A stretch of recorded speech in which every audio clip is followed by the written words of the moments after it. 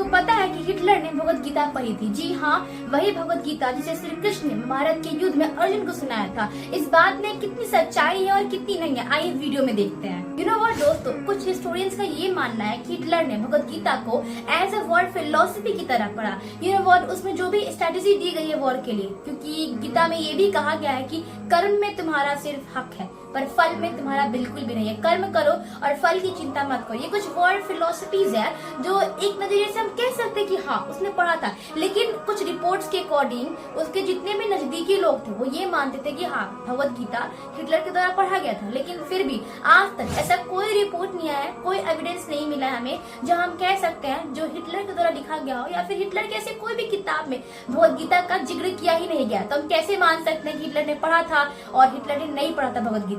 You know what दोस्तों, भगवत गीता सिर्फ word philosophy के बारे में बात नहीं करती। भगवत गीता सिर्फ वर्ड के बारे में बात नहीं करती। भगवत गीता धर्म, कर्म और सेवा की भी बात करती है। लेकिन दोस्तों, हिटलर का जैसे नेचर था उसे देखकर लगता है क्या कि उसके में धर्म, कर्म और सेवा का भाव था?